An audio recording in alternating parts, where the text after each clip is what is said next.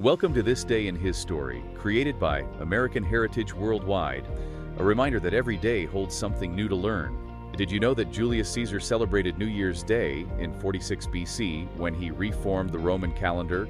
Learn about traditional New Year's food and how black-eyed peas went from being an animal's food to a traditional meal symbolizing good luck.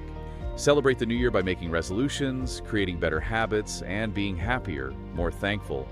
And don't forget, if you touch the floor with your right foot when getting out of bed, you can expect good luck all year long.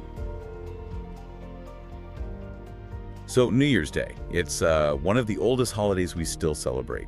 Yet every time that calendar flips, we participate in all these rituals, from singing an ancient Scottish poem to, eating field peas. And we often do it without realizing the truly bizarre historical journey that brought those traditions to us. It's the perfect deep dive for us, really, because we are exploring a holiday that has just completely shapeshifted across millennia. We're tracking it from, Julius Caesar's desk, through pagan fire festivals, a brutal civil war, and right up to your own personalized to-do list for the next 12 months. Exactly. So our mission today is to explore that history, the surprising origins of these traditions, especially the food, and also the cultural forces that push the holiday from this public external celebration to a deeply internal personal thing, all focused on self-improvement. We're going to pull out the most essential nuggets from the sources you sent us. And to understand the present, I guess we have to start way, way back. We do, yeah. If you really want to ground the modern celebration, specifically January 1st, you have to rewind all the way to 46 BC. The sources make it really clear this date is basically the invention of one man, Julius Caesar. Okay, so let's unpack Caesar's impact, because it was pretty revolutionary, wasn't it? Before him, the Roman calendar was, kind of a mess. The total mess. Priests often had to manually add entire month just to keep it aligned with the seasons. It was chaotic. Right. So Caesar implements the Julian calendar, which is this massive reform, and that action officially establishes January 1st as the beginning of the new year. It was a bureaucratic governmental choice. It was largely dedicated to Janus, the Roman god of gates and beginnings. The one who looks both backward and forward. That's the one. So the date was set by an administrative decree, but the meaning of the day, that immediately began to evolve as different cultures adopted it. It's fascinating how the holiday's focus just keeps changing. And what's most revealing in the sources is tracing that evolution. After Rome's dominance faded, the celebration often moved away from January 1st entirely.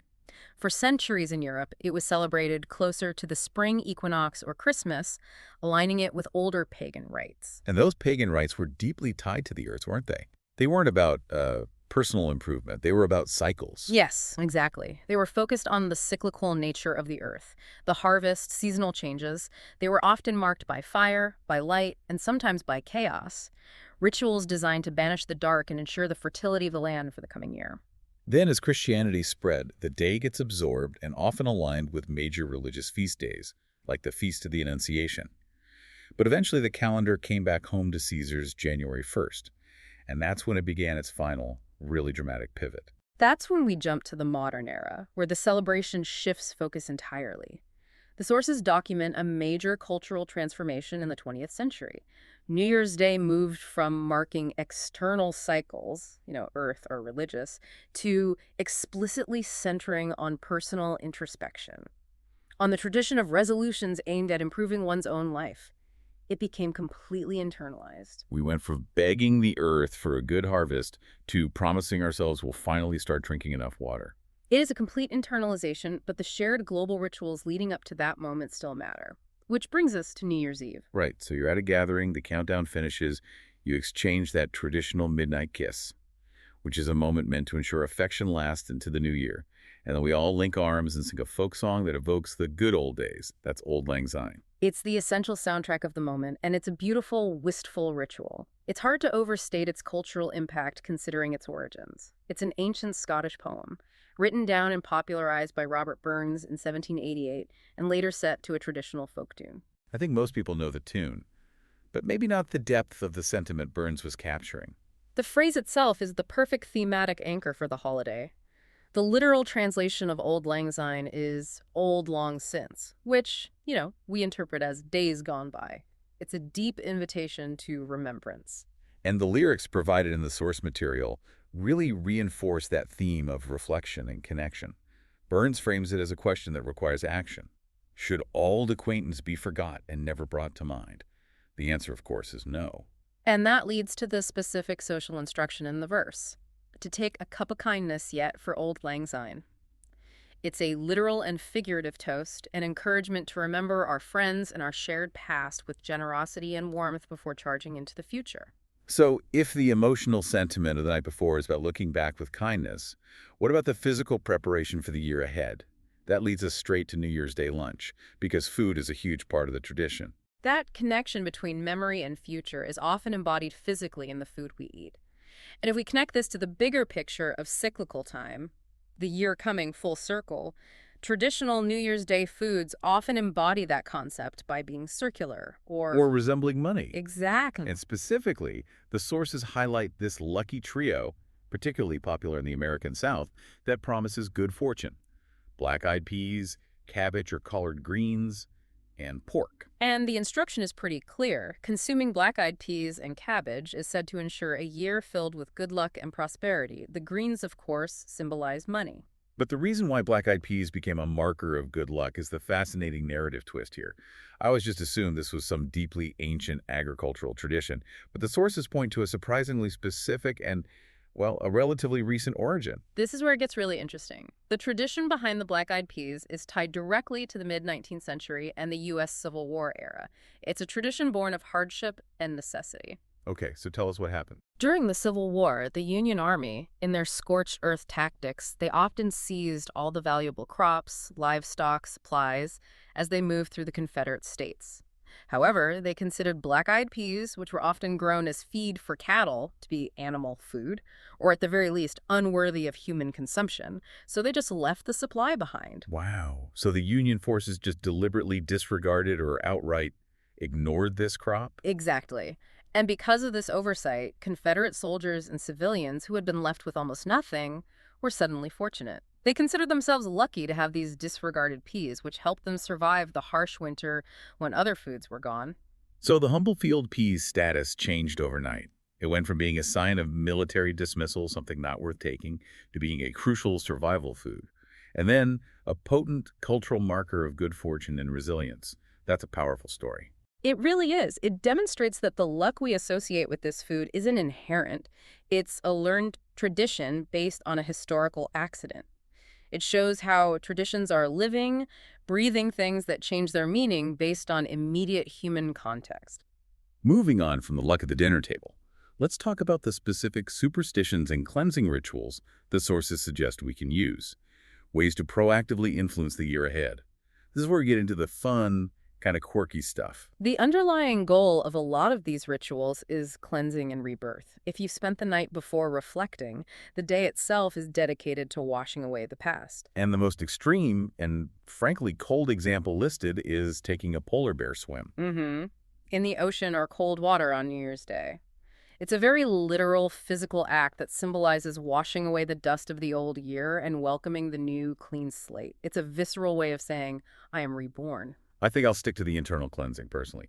But if you're looking for a low-effort way to boost your fortune, what else is on the list for immediate luck? Well, we have several specific actions that promote good fortune and balance, stemming from global folklore. The sources mention the tradition of the first person through your door. It's often called first footing. Good luck is supposed to follow if a tall, dark-haired stranger walks through your door first, ideally carrying, like, coal or bread. That sounds complicated. I need something simpler, more immediate that I can control. You're in luck. There's the simple, specific act of touching the floor with your right foot when you get out of bed. That simple gesture is believed to bring you good luck for the rest of the year. Now that's an actionable resolution. I like the specificity of the right foot rule. We also have some interesting long-term fate items mentioned in the source material. We do. Apparently, babies born on New Year's Day are destined to have the best luck throughout their entire lives, a truly fortunate start. And for those of you who aspire to morning productivity, there's a Polish tradition that states if you wake up early on New Year's Day, you will wake up early all year. That one definitely feels less like luck and more like a gentle commitment device. But to ensure balance, we also need a list of things to actively avoid according to the sources. Right. To maintain a clean slate and financial balance, you must avoid paying bills on New Year's Day. You don't want to start the year by sending money out. Also, Avoid breaking anything, as that symbolizes breakage in your good fortune, and avoid crying so you don't carry sorrow forward. So the entire day is about ensuring that whatever you do, physically, emotionally, financially, it sets a positive trajectory. You don't want to carry old burdens like debt or sorrow into the new year if you can help it. Which brings us perfectly to the ultimate defining modern characteristic of the holiday resolutions. We've moved from an external ritual centered on the calendar to a highly internal, prescriptive set of goals. That shift toward introspection and personal goals became the defining feature of the 20th and 21st centuries. It's no longer just about survival or ritual.